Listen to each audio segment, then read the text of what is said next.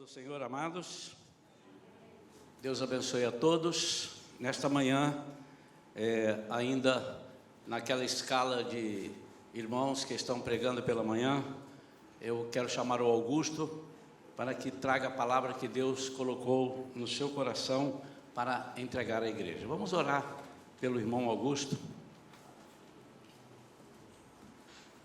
Estenda suas mãos para cá, por favor. Pai querido, em nome de Jesus, nós colocamos o teu servo na concha da tua mão direita e pedimos, Senhor, que tu uses em sua instrumentalidade, que a tua graça esteja sobre ele, a unção esteja sobre ele, para que a palavra trazida por ele seja aquela que o Senhor deu para nós e que todos nós saiamos daqui completamente cheios do teu Espírito. Em nome de Jesus. Amém. Bom dia, igreja. Bom dia. Paz do Senhor, com o amor de Jesus, nosso Senhor, Salvador, inunde a todos nessa manhã e que essa palavra não seja minha, mas que venha direto do coração de Deus. Eu rasgo meu coração na frente dos irmãos agora e digo que essa semana eu tive luta, estava desanimado para falar, e eu lembrei muito de Elias, porque Elias, ele teve um desânimo, e se você tentar entender e buscar entender aquilo que Elias teve, ele teve uma depressão decorrente de uma visão, a visão de que ele estava sozinho, de que ele estava tentando levar o povo para um lugar e aquilo não saía daquele mesmo espaço, ninguém progredia, não existia mais ninguém com ele, e de repente Deus mostra para ele que existiam muitos ainda, que não tinham se dobrado aos ídolos, que não tinham mudado estavam fazendo coisas que outros povos faziam. E depois daquilo, Elias foi levado para junto de Deus, deixando um sucessor, e houve descanso, creio, para ele. E eu gostaria que vocês prestassem bastante atenção num exemplo. Jesus, em determinado momento, ele diz que um tolo e um sábio ergueram uma casa. O tolo ergueu a casa sobre a areia e o sábio sobre a rocha. Essa casa que foi erguida sobre a areia, os ventos e as tempestades vieram e ela foi derrubada. E aquele sábio que ergueu a sua casa sobre a rocha, vieram os ventos, as tempestades e nada foi derrubado, porque aquilo permaneceu para a eternidade. O que eu quero dizer com isso? Quero dizer que tudo que se fala aqui, que seja fundamento, que seja base, para que a gente caminhe numa direção, e que essa direção tenha como perspectiva a gente ter solidez na nossa vida com Cristo. Eu vou citar um exemplo, não sei se todos aqui já tiveram alguma experiência construtiva, mas imagine que você comprou um terreno e lá tinha aquele solo, você sondou aquele solo, ou de repente sendo tolo, que o tolo na verdade não é um tolo, é um esperto, que ele quer fazer o negócio mais rápido e ter mais economia no processo de construção. Imagina que aquele esperto, ele não sondou direito o solo, quis fazer rápido, com economia de processo, e construiu a sua casa sem fazer a fundação corretamente. E ele já está vivendo ali alguns anos e, de repente, ele tem a certeza que aquela casa vai cair, e que ela vai cair em cima da sua família e vai matar todo mundo. O que esse cara vai fazer? O que ele tem que fazer? Aí você fala, poxa, até o esperto, o cara é tolo, o cara não vai fazer nada, vai deixar a família morrer. Mas eu creio que os tolos, eles são tolos e muitas vezes por ignorância. Mas a partir do momento que eu concebo que ele tem a certeza de que aquela casa vai cair sobre a família dele, e uma certeza absoluta, ele vai ter que fazer uma coisa com aquela casa. Sabe o que ele vai ter que fazer? Onde fica a fundação da casa? Debaixo de toda a estrutura. Naquele momento, o que ele vai ter que fazer? Ele vai ter que destruir a casa para reconstruí-la. E muitas vezes nós precisamos disso, nós precisamos destruir muita coisa na nossa vida para mudar a fundação, porque a nossa fundação é fraca. A nossa fundação, quando vem ventos e tempestades, ela vai deixar com que a nossa casa caia. Vocês estão entendendo o que eu estou querendo dizer? Vamos partir de Josué, capítulo 1, vou ler os versículos 2 e 3, esse é o texto base da mensagem de hoje.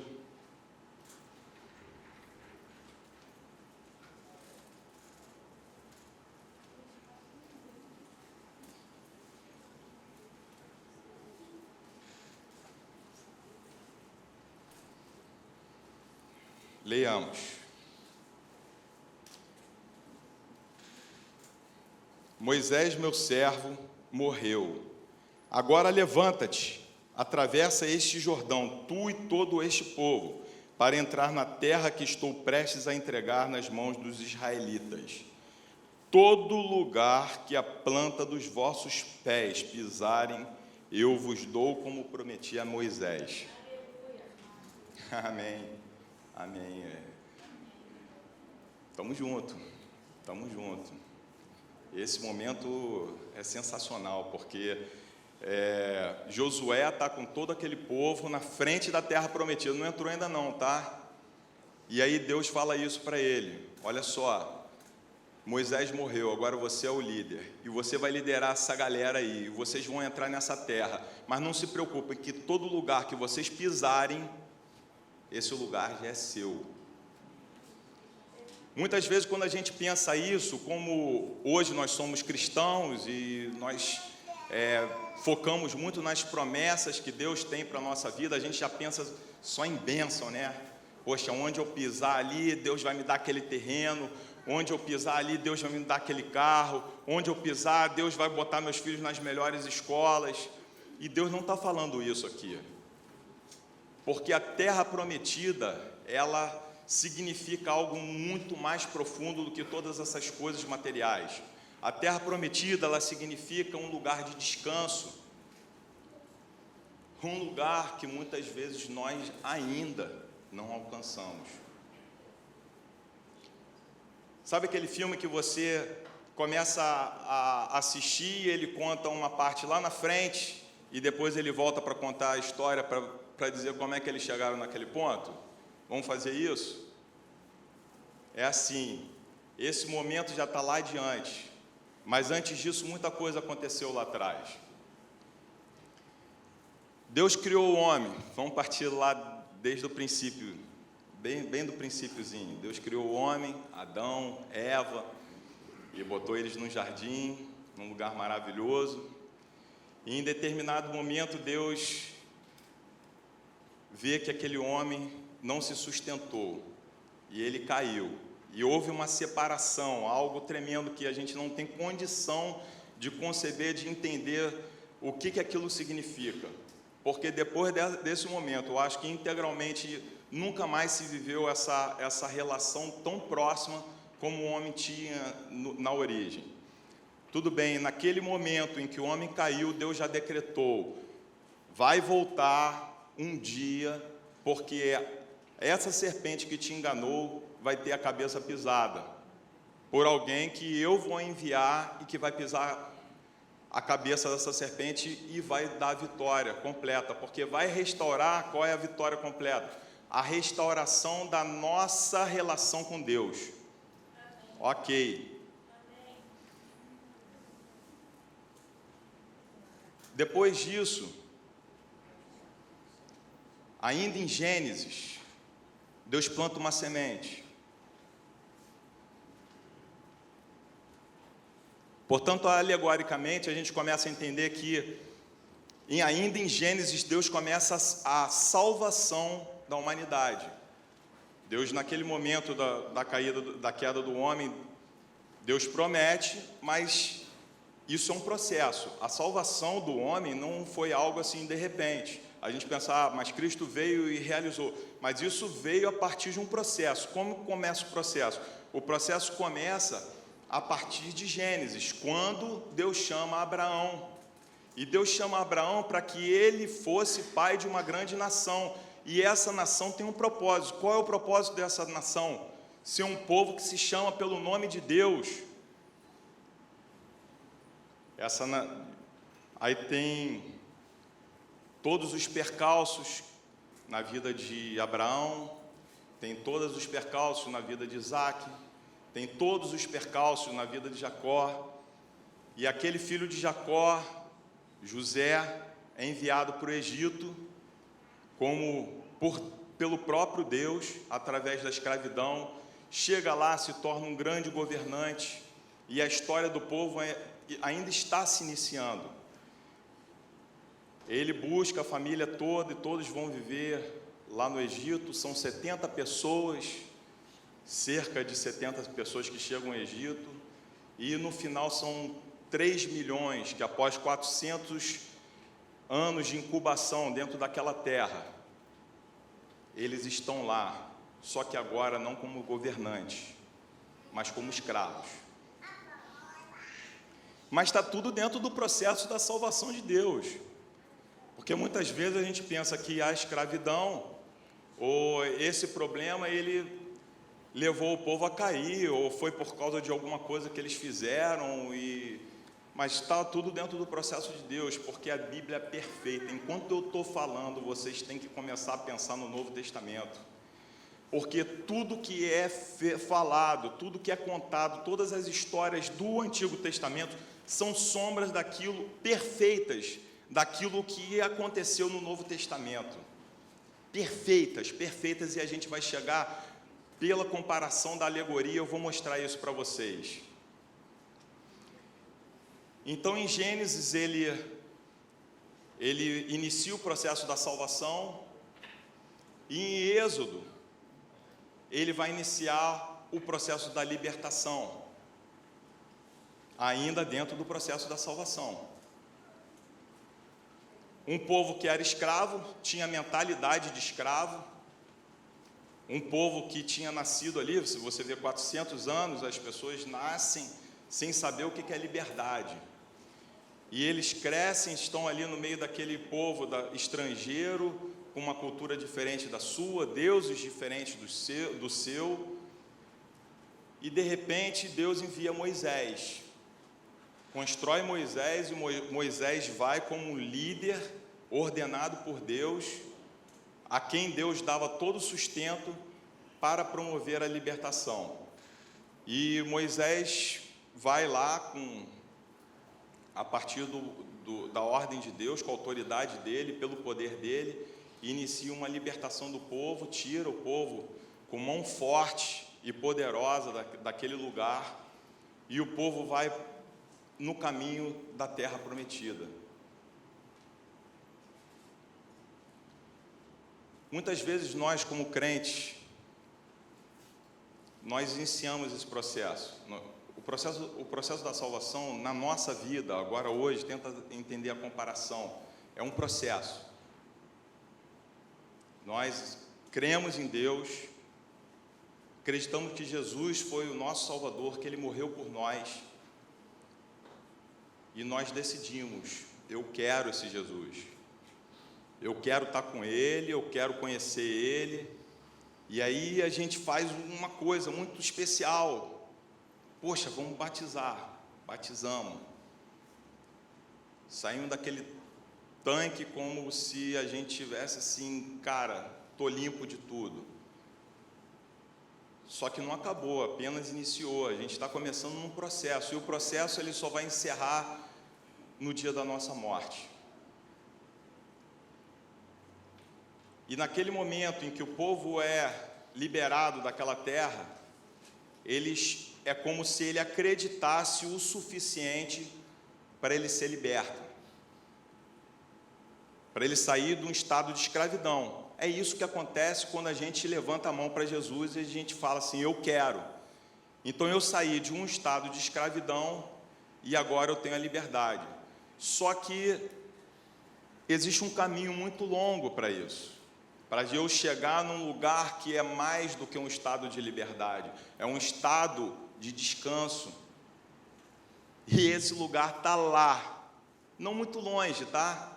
Porque a Terra Prometida, se vocês forem ver nos mapas, a Terra Prometida, ela ficava, hoje em dia, cerca de 5 horas de carro, sei lá, é um negócio assim muito rápido. O povo poderia fazer aquilo ali em 2 meses de caminhada. Só que Deus tinha ainda um processo para tratar, tinha leis para construir junto daquele povo. Aquele povo não podia chegar ali assim, do jeito que estava, com aquela mentalidade. Existia um processo de maturação que precisava ser completado até que aquilo ali fosse posto e eles chegassem perfeitamente naquele lugar.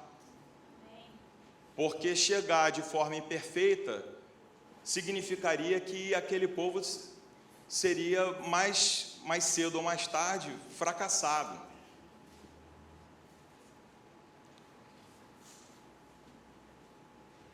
E na nossa vida acontece a mesma coisa. Porque quando eu acredito, eu tenho a fé suficiente para começar a caminhar na direção do deserto, mas ainda não tenho a maturidade suficiente para entrar na terra prometida. E aquele povo, naquele momento, ele só sabe fazer uma coisa: olhar para trás. Sabe o significado da Páscoa? E nós já falamos várias vezes aqui, que a Páscoa, ela tem um significado de saída, de quebra. E o judeu até hoje, ele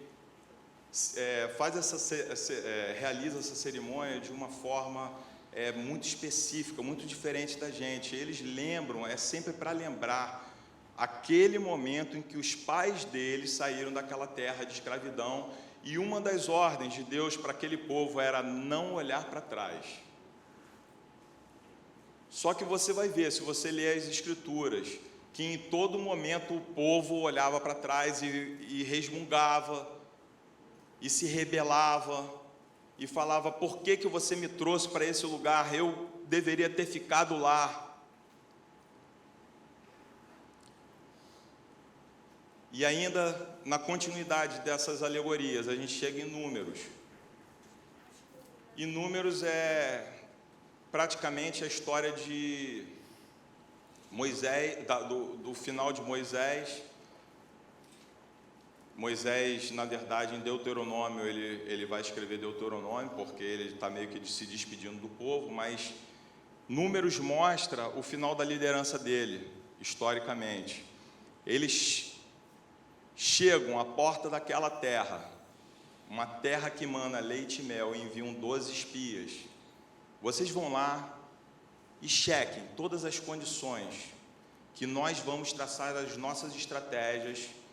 Deus vai estar conosco, a gente vai entrar naquilo ali, e Deus já falou, onde a gente pisar a planta dos nossos pés é nosso, porque essa terra Deus já deu a Abraão, e nós somos descendência de Abraão, essa terra é nossa, nós não precisamos nos preocupar com nada. Eles vão lá e voltam com o seguinte relato: essa terra maravilhosa mesmo, nós trouxemos esse cacho, 2 pessoas carregando um cacho de uva, um negócio enorme, terra maravilhosa, terra que mana leite e mel, terra onde os nossos filhos vão poder brincar à vontade, onde nós vamos construir, a terra vai produzir, o solo é fértil, vai ter fruto, vai ter riqueza, vai ter tudo. Só tem um problema: essa terra não é nossa. A terra dos gigantes. Por que nos colocaram aqui de novo? Nós caminhamos esse tempo todo para ter que voltar, ou pior, para ter que morrer na mão desses caras. E vocês começam a ver que a fé que eles tiveram que ter para sair do Egito já foi acrescida? A necessidade da fé nesse momento de conquista é maior do que a necessidade da fé naquele momento de libertação. Eles saíram lá do Egito, Deus não fez, a única coisa que ele falou assim, cumpra as ordens de Moisés. Ele vai falar, é hoje que vocês vão sair, pintem os umbrais das portas, porque o anjo da morte vai passar essa noite. Aí eles pintaram, tal. Só que eles não precisaram enfrentar os egípcios. Pelo contrário, a única coisa que eles tiveram que fazer foi fugir diante do Mar Vermelho, se abrindo diante dele. Diante do Mar Vermelho se abrindo na minha frente, me desculpe, mas qualquer um foge, não foge? É um sentido de escape, não um sentido de enfrentamento. E Deus promoveu aquelas maravilhas, aqueles milagres todos, inclusive para alicerçar a fé deles. E eles, contrariamente a essa providência de Deus, eles só resmungavam, continuavam resmungando. Eu não como carne, essa comida é muito ruim. Dá codornizes para eles. Não tem água, dá água para eles. Só que naquele momento em que eles chegam na frente da terra prometida, em Números, eles são provados no sentido de maturidade, em que eles alcançaram, mas eles não tinham alcançado a maturidade. E depois daquele relato, só 2 pessoas, Josué e Caleb, voltam com um relato favorável e com um relato que demonstra que aqueles 2 homens estavam maduros, construídos em fé. Porque eles falaram, realmente, aqueles caras são grandes, aqueles caras são gigantes, mas essa terra já é nossa. Deus vai nos dar eles nas nossas mãos.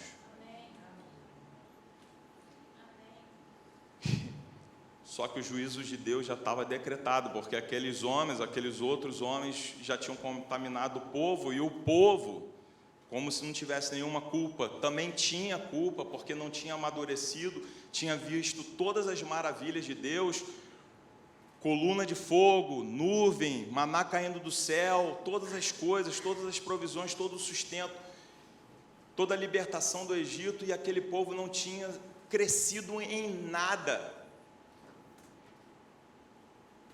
E Deus decreta, acabou, vocês vão voltar para o deserto, e essa geração toda vai perecer lá, porque eu vou preparar uma geração nova, essa sim vai poder entrar na terra prometida. Amém. No lugar de descanso que eu vos preparei. Amém. E esses caras voltam para o deserto, e ficam rodando 40 anos. Se vocês forem prestar atenção no livro de Números, no início do livro de Números, existe uma contagem, por isso se chama Números. Existe uma contagem no início e uma contagem no final. E aquele povo que vinha crescendo numa progressão geométrica, um negócio absurdo, que em 400 anos, de 70 pessoas, tinham virado 3 milhões aproximadamente. Aquele povo chega no final daqueles 40 anos sem progredir em nada em crescimento. Mas por quê? Porque Deus estava construindo uma nova geração para que essa sim pudesse entrar num lugar de descanso. Mas para construir ainda continuava o processo da salvação. O processo que tinha iniciado lá em Gênesis, que tinha sido passado de Abraão para Isaac, para Jacó, todos eles experimentaram, mas quando foi disseminando e o povo foi crescendo, muitos do povo não experimentaram o que Isaac e Jacó experimentaram no seu processo de crescimento. Então aquele povo era constituído de um Josué, de um Caleb e de milhões de pessoas que não tinham fé e não tinham maturidade.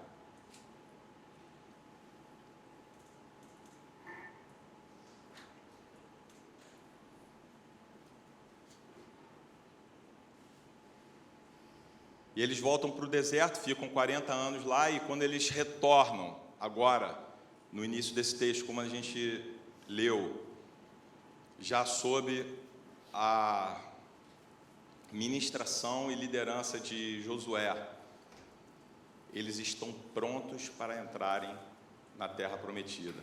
Eu preguei uma vez aqui sobre vida e morte no deserto, e sobre essa progressão, falando sobre as gerações.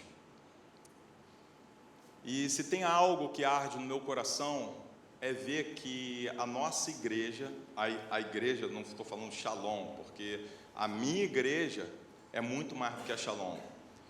E eu, quando começo a ver no mundo as coisas acontecendo, eu vejo que existem focos acontecendo ao mesmo tempo no mundo todo. E eu acredito que essa igreja é um dos focos em Niterói, um dos focos no Rio de Janeiro, um dos focos no Brasil, um dos focos no mundo, onde está acontecendo um derramamento de revelação de Deus sobre aquilo que é a vontade dele, e a partir disso nós estamos nos direcionando finalmente para essa terra prometida. Só que eu vejo essa geração, uma geração que viveu coisas terríveis dentro da igreja, uma geração que precisa fazer muito esforço para alcançar essa terra prometida, porque a mentalidade de escravo, para ela ser completamente eliminada, ela precisa que a casa seja derrubada e que uma nova casa seja construída. Percebem? Quando eu vou me dirigir lá para o departamento infantil, que agora nem é mais do departamento infantil, mas falando com os adolescentes, mas eu já olho principalmente para as crianças, como elas se portam, como elas estão sendo orientadas e dirigidas no caminho de Deus, eu vejo, isso arde no meu coração. A construção de uma geração, mesmo que estejamos no deserto, uma geração preparada para entrar na terra prometida, num lugar em que a igreja de repente ainda não alcançou nessa era.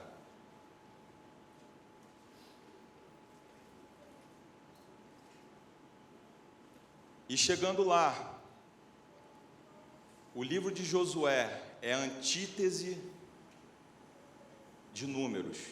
Enquanto Números demonstra a desobediência do povo, Josué mostra como que quando nós obedecemos a palavra de Deus, aquilo que Deus dirige a gente, o caminho dele, quando nós seguimos tudo isso, não tem como nós não vencermos os nossos adversários.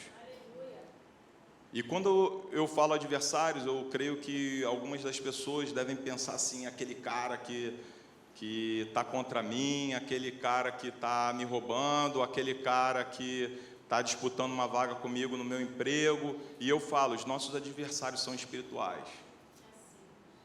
São demônios dos céus que usam todas essas pessoas, e não essas pessoas. Mas quando nós nos colocamos a partir de Deus, Deus vai nos dar essa vitória, porque Ele falou, onde nós colocarmos a planta dos nossos pés, esse é nosso território. Se eu chego num lugar, onde quer que seja, numa festa, se eu chego num clube, se eu chego, sei lá, até num lugar espiritual, onde existem outros deuses, como o centro espírita, se eu pisar ali, aquele lugar é a minha vitória, porque eu estou em Deus. E Deus falou, onde vocês pisarem a planta dos vossos pés, esse lugar é seu. E não são vocês que fazem. Ontem eu estava no clube, e conversando com alguns amigos, e eles começaram a falar que estavam no centro espírita e que aquele centro espírita está promovendo uma doação de alimentos, e eles estavam lá angariando, eles estavam todos empolgados. e um deles, em determinado momento, vira para mim e fala: poxa, Augusto, eu comecei a ver que eu posso fazer muito mais, porque a única coisa que eu estou fazendo é emprestar o meu carro, a gente vai no mercado, que eles doam algumas coisas, a gente recolhe, separa e leva lá para aqueles pobres. Mas, cara, eu comecei a ver que a necessidade deles é muita, e eu tenho muita abastança em casa, e eu posso fazer muito mais. E tem mais uma coisa: o negócio é 7 horas da manhã e meu filho acorda um pouquinho tarde, já estou preparando para levar ele, porque eu quero que o meu filho aprenda o que é passar necessidade. Eu quero construir o meu filho. Eu estou falando de uma pessoa que é ignorante diante de Deus, não conhece o Deus a que ele busca, porque uma pessoa dessa, eu creio que é uma pessoa que está buscando a Deus da mesma forma que nós estamos buscando a Deus. É perigoso falar sobre isso, né? Parece que eu estou confirmando uma fé que não é nossa, mas eu estou falando, vocês me entendam bem, eu estou falando de princípios de bondade, e que quando uma pessoa está buscando esse princípio de bondade, ele não está buscando esse princípio de bondade, ele está buscando um princípio daquele que é a bondade.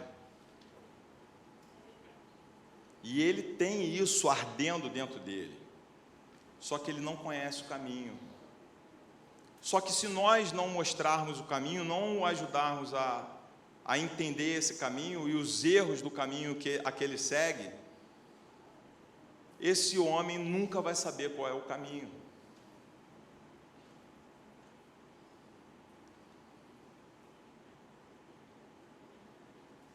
Se vocês forem progredir na história, Josué invade aquela terra junto com o povo, Deus já deu a vitória, conquistou tudo, quase tudo. A grande chamada de Josué, do livro de Josué, é que Deus permitiu que ele conquistasse tudo, mas no final do livro ele faz várias concessões, e em determinado momento ele se vê coabitando com vários povos que ele não expulsou de lá.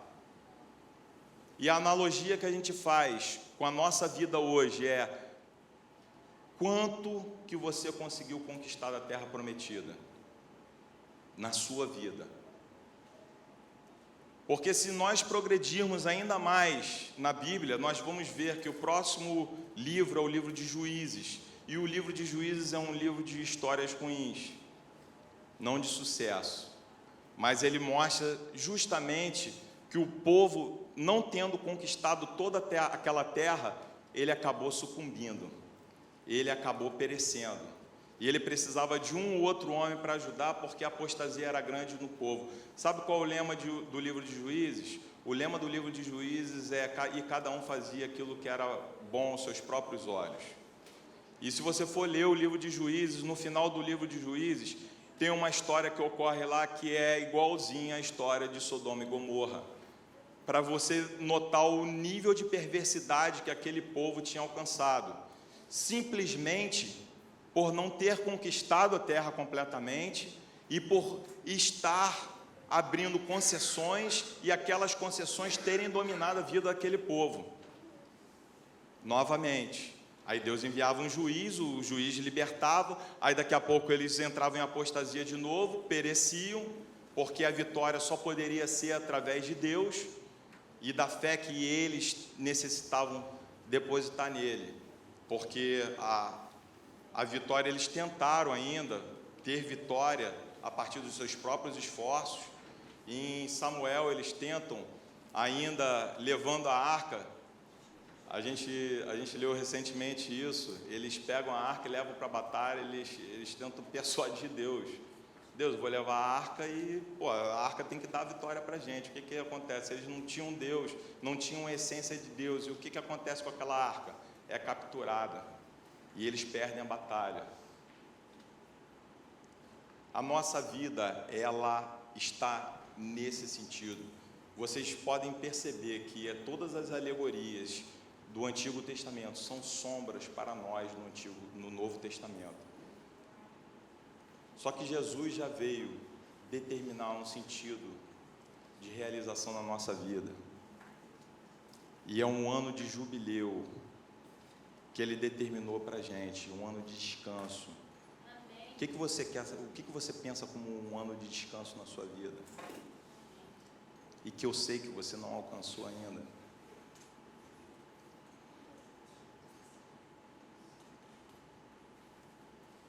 Deus construiu famílias para serem vividas como famílias, dentro do propósito dEle.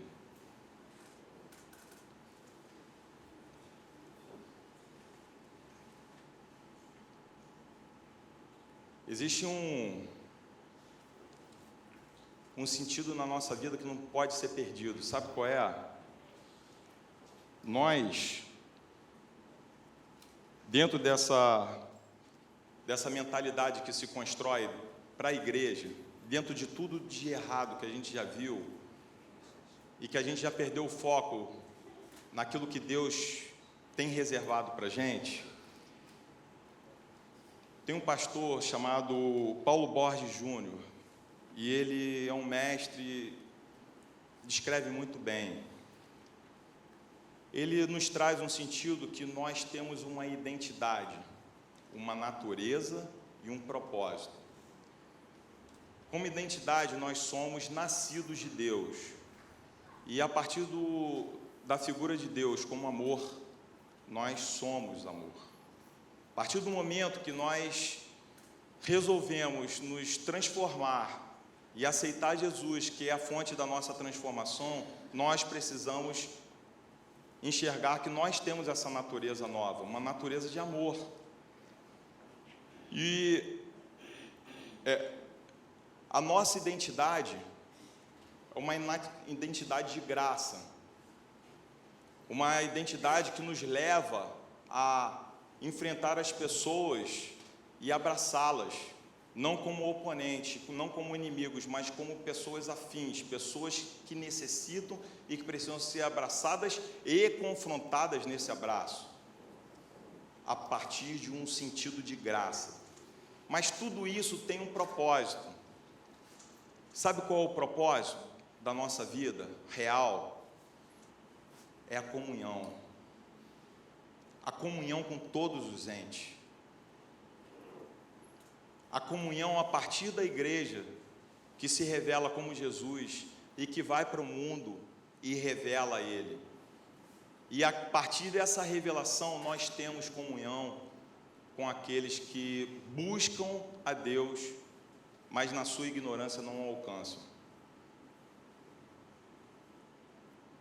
Esse é o verdadeiro sentido de igreja. Esse é o verdadeiro sentido de cristão, porque nós somos pequenos cristos, pessoas que são separadas para irem para o mundo e sofrerem todas as atrocidades como Jesus sofreu, para alcançarmos aquilo que é propósito não nosso, mas de Deus. E a partir disso nós alcançamos todas as coisas que estão dentro dessa realidade da Terra Prometida. Então, quando eu vejo uma família cristã sem comunhão, e eu não preciso nem entrar em detalhe para falar para vocês o que é uma família que se diz cristã sem comunhão, eu começo a ver uma incoerência muito grande entre a pessoa ser cristã e ela se dizer cristã. Quando eu vejo um homem que se diz de Deus roubando, corrompendo, eu vejo uma diferença muito grande entre uma pessoa que se diz cristã e que verdadeiramente deveria ser cristã. Vocês concordam comigo que dessa maneira não alcançaremos nunca o mundo? Vocês concordam que dessa maneira o nosso sentido aqui fica totalmente esvaziado?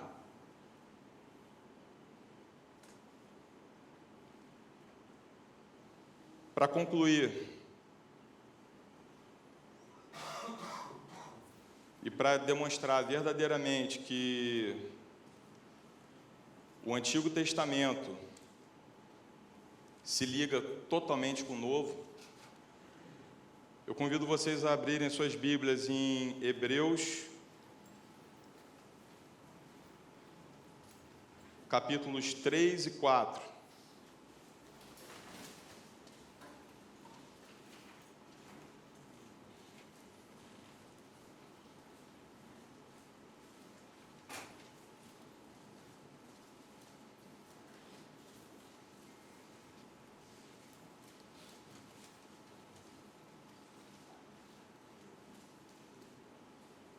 Eu convido vocês, mais do que isso, a vocês meditarem sobre esses 2 capítulos. Mas não hoje. Ou hoje, nas suas casas, aqui não. Eu acho que quando a gente lê muito, a gente acaba perdendo muita coisa, assim, ao vivo, né? Eu vou ler a partir do versículo 7 do 3, e depois a partir do versículo 6 do capítulo 4.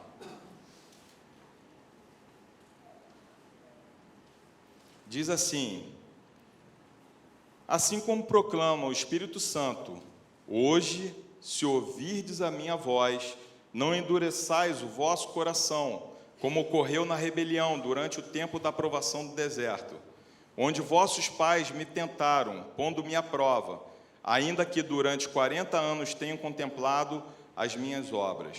Por esse motivo, me indignei contra essa geração e declarei: o coração destes está sempre se desviando e não reconheceram os meus caminhos. Sendo assim, jurei na minha ira: estes jamais entrarão no meu descanso. Irmãos, tende muito cuidado para que nenhum de vós mantenha um coração perverso e incrédulo, que se afaste do Deus vivo.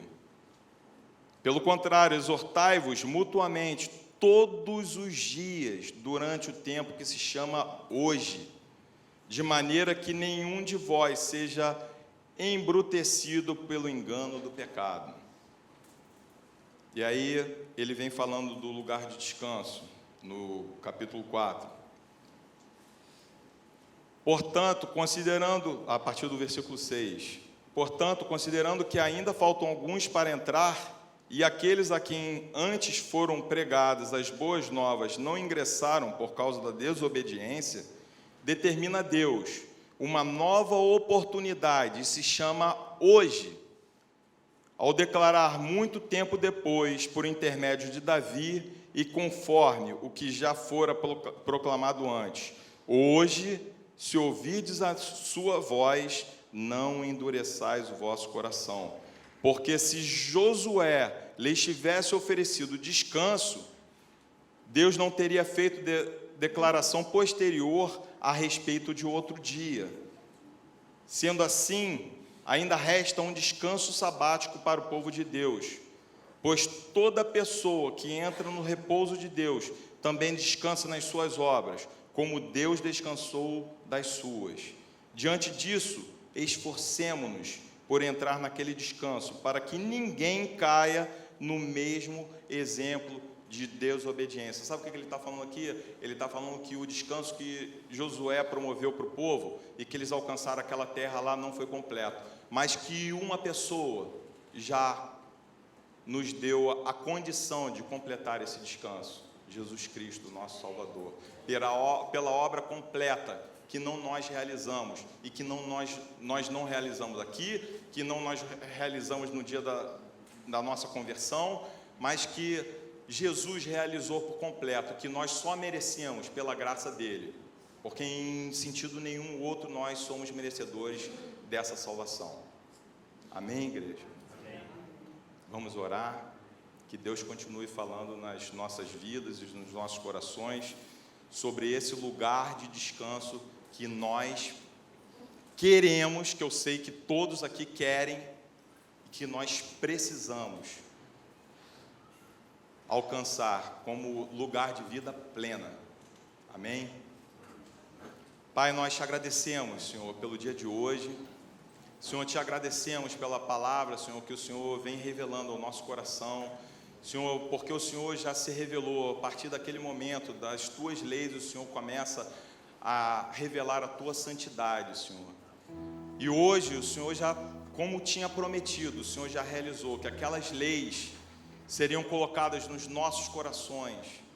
Senhor, nós nos abrimos, Senhor, nós nos entregamos os nossos corações, para que o Senhor faça a morada completa, e que essas leis estejam aqui, Pai, dentro do nosso coração, e que em momento nenhum nós nos desviemos mais do caminho, Pai, porque declaramos a Ti,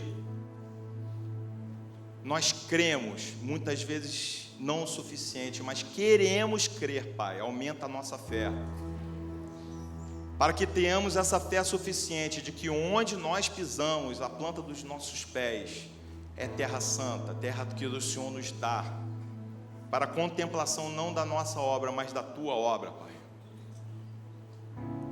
Pai, realiza isso na nossa vida e na vida dos nossos filhos, que nenhum deles se perca, que nenhum deles se desvie. Pai, nos dá, Senhor, sabedoria para construirmos essa casa com um fundamento sólido, não como pessoas tolas, mas como pessoas sábias, Senhor, que o Senhor nos construiu para ser, porque, Senhor, adotamos a Tua sabedoria, não a nossa. Pai, eu te peço que tudo que não foi falado aqui, que o Senhor continue, Senhor, pela sua misericórdia e graça, falando, Senhor, nas nossas vidas, nas nossas casas, nos nossos caminhos. Em nome de Jesus, Senhor, eu abençoo a todos os meus irmãos nessa manhã. Amém.